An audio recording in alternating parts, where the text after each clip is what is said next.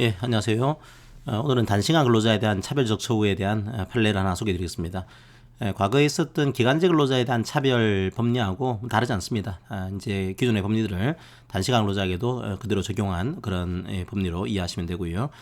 실제로 이제 단시간 근로자분들은 근로시간 비례해서 보호를 한다 이 원칙을 가지고 있죠. 거기에 대한 문제도 같이 얘기한 판례로 이해하시면 되겠습니다. 자, 사실관계를 보도록 하겠습니다. 자, 이제 그것은 시교육청 이제 공립학교죠. 공립학교에 이제 전일제 돌봄 전담하시는 분이 계십니다. 한 주에 40시간 근로하는 분이고요. 자, 그런데 이 학교에 단시간으로 근무하는 돌봄 전담사분이 계세요. 이분은 한 주에 20시간을 근무를 하고 있습니다. 전일제 돌봄 전담사에게 이제 임금을 지급하고 있어요. 다양한 임금이 있긴 한데 그 중에 일부만 가져왔습니다. 명절 휴가비가 있고 급식비가 있고 근속수당이 있고 맞춤형 복지비가 있어요. 이 사례에서 문제가 됐던 게 근속수당하고 맞춤형 복지비이기 때문에 그거 중심으로 소개를 하도록 하겠습니다. 그러니까 명절 휴가비와 급식비는 전일제 강사건 아니면 단시간 이제 전담사건 다 지급을 하고 있는 구조인데 근속수당은 지금 단시간 한 주에 20시간 근로하는 전담사원에게는 지급되지 않는 구조였고요. 그다음 맞춤형 복지비가 450포인트를 매년 지급하고 있습니다. 그러니까 이걸 금액으로 따지면 45만 원을 이제 1월 1일자에 배정을 해가지고 1년 동안 사용을 하는 구조가 되어 있는 거죠. 자, 그 상황에서 이 단시간으로 근무했던 분은 이 맞춤형 복지비가 지금 배정이 안 되는 그런 상황입니다. 자, 그러니까 원래는 이제 이 1월 1일자 배정한 다음에 1년간 사용하는 구조인데 단시간 이 전원사에게는 이게 배정이 안 되는 그런 구조인 거죠. 자, 그러자 이 단시간 전담사분께서 기간제법에 따르면은 기간제와 단시간 근로자를 차별하게 되면 이걸 시정을 신청할 수 있습니다. 요걸 2018년도 2월 2일자로 이제 신청했어요. 자, 이게 왜 중요한 구조인가 하면 이제 시정 신청은 6개월을 경과하면은 안 됩니다. 6개월을 경과하면 이게 제척 기간이다 보니까 이 청구를 아예 못 해요. 신청 못 합니다. 자, 그런데 2015년도, 자, 요거는 이미 신청했지만 제척기간이 끝나버렸죠. 2016년도 요것도 제척기간이 끝나버렸습니다. 자, 그런데 2017년도로 이야기하게 되면은 2017년도 1월 1일자로 이게 배정이 돼요. 그러면 1월 1일자를 차별적 처우가 있은 날로 이해하게 되면은 6개월은 이미 경과한 거죠. 2017년도도 안 되는 구조입니다. 자, 그런데 만약에 2017년도 1월 1일자 배정된 그런 맞춤형 복지비를 그해 1년 동안 계속되고 있는 차별처우를 이야기하게 되면은 12월 31일까지 차별처우를 하게 됩니다. 그러면 이때부터 6개월 안에 신청을 하게 됩니다. 그러니까 이 맞춤형 복지비를 어떻게 해야 할지, 이걸 계속되고 있는 차별처우로 이해하게 될지, 아니면 그냥 1월 1일자로 끝나는 그런 차별처우로 이해할지, 자, 그게 다투어진 그런 케이스도 들어갑니다. 그래서 신청한 이 시기가 중요해요. 자, 이렇게 되죠. 아까 말씀드린 대로 기간제법 9조 1항에 따르게 되면 차별적 처우가 있은 날부터 6개월 이렇게 되어 있습니다. 그런데 가로를 보시게 되면 이게 계속되는 차별적 처우인 경우에는 그 종료일로부터 6개월 지난 때는 그러지 않다. 그러니까 계속이 되고 있는 경우에는 계속되고 있는 그 처우의 종료일부터 6개월까지는 여기에 대한 신청을 할 수가 있는 겁니다. 자, 그럼 과연 맞춤형 복지비가 제척기간이 경과한 것인지 경과하지 않은 것인지, 즉 이게 계속되고 있는 걸로 이해하게 되면은 6개월 안에 들어가 있는 거죠. 신청할 수 있는 거고요. 1월 1일자로 끝나는 걸로 이해하게 되면 신청할 수가 없는 그런 거조입니다. 자, 그 다음에 이게 불리한 처우가 존재하는지 여부를 판단해야 되는데 어떻게 판단해야 되는 거죠? 원래 임금은 세부 항목별로 비교하는 게 원칙인데 이게 다른 항목으로 손되어 있거나 적절하지 않을 때는 범주별로 묶어서 비교할 수도 있습니다. 자, 이 경우에 범주별로 묶어서 비교하는 것도 가능한 것인지 이게 다투어진 그런 케이스고 합니다. 자, 그 다음에 이제 근속수당과 맞춤형 복지비를 이제 지급하고 있지 않습니다. 그런데 만약에 판례가 이걸 지급해야 된다라고 얘기를 하게 되면은 지급의 내용이 이게 전액을 얘기하는 걸까 아니면 근로시간에 비례해서 지급하라는 얘기일까, 이 문제가 생기게 됩니다. 왜냐하면 근로기준법 18조에 따르게 되면 단시간 근로자의 근로조건 보호는 시간에 따라서 비율적으로 보호가 되거든요. 그러다 보니까 이것도 시간적으로 줄 수 있는 거 아니냐 이거죠. 예를 들면 여기는 이제 8시간분이라고 한다면 이분은 4시간분에 대한 게 되겠죠.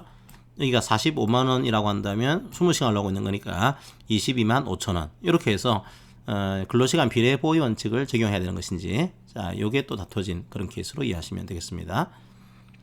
일반적인 판례법인데 하나의 또 사례가 나왔다라고 하는 거 그 정도로만 이해하시고 내용을 보시면 되겠습니다.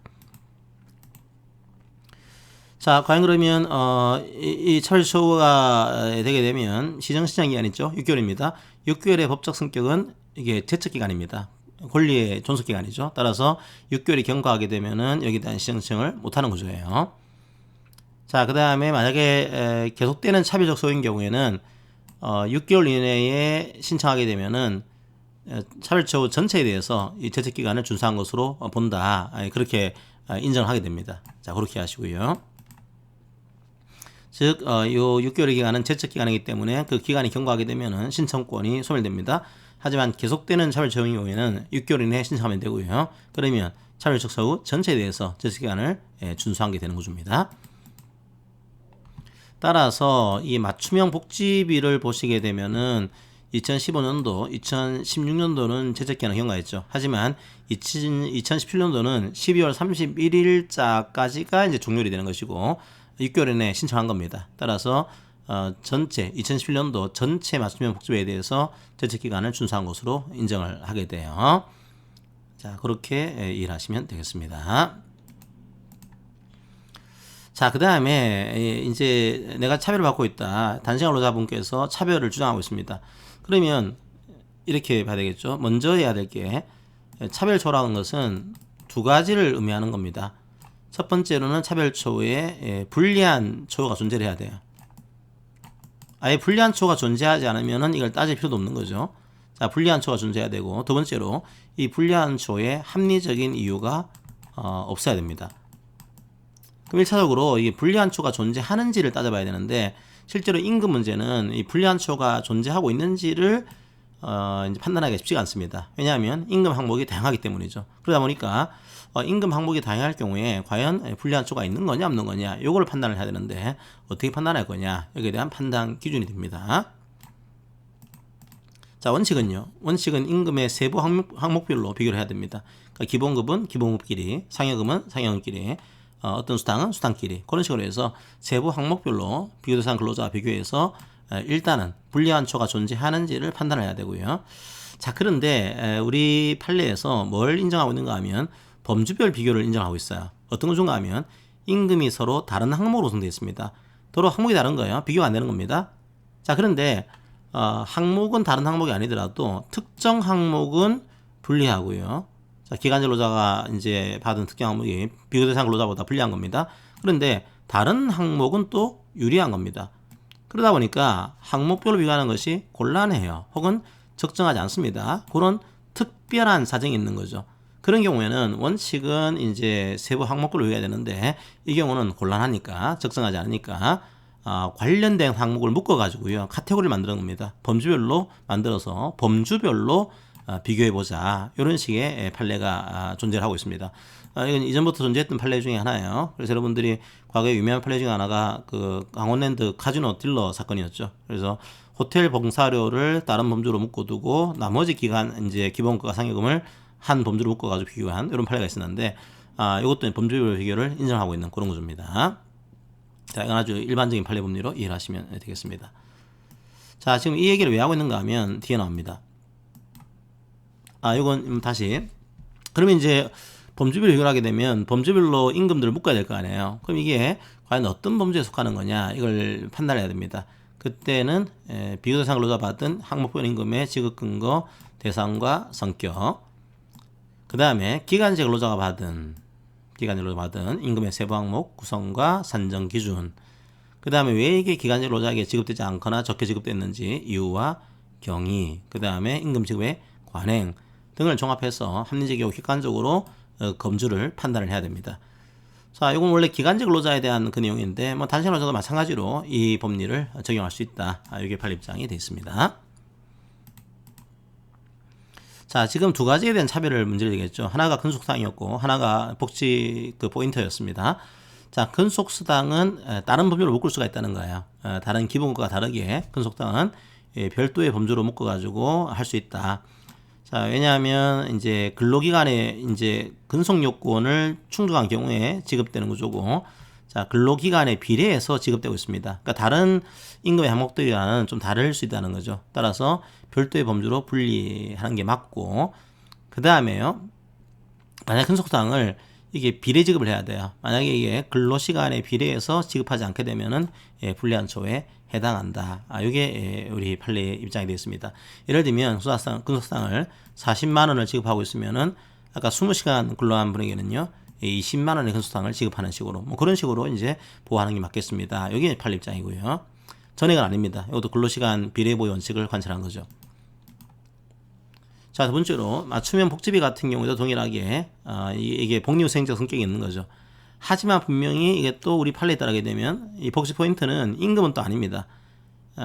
그래서 임금은 아니지만 복리후생적인 성격이기 때문에 별도의 범주로 구분한 것은 맞겠다. 자, 그런데 이게 임금은 아니지만 근로기준법 18조 1항에 해당하는 근로조건은 될 수 있죠. 따라서 이것도 시간 비례해서 지급해야 된다. 이 내용을 얘기를 하게 됩니다. 자, 그래서 이제 이 판례 법리는 과거부터 있었던 판례 법리들을 다시 한번 단시간 근로자에게도 적용할 수 있다라고 하는 그 내용으로 확인한 거고요. 특별히 단시간 근로자분들은 근로시간 비례해서 보호할 수 있는 그런 사례들을 제시한 판례로 이해하시면 되겠습니다. 자, 수고하셨고요. 오늘 강의는 이것으로 마무리하겠습니다. 감사합니다.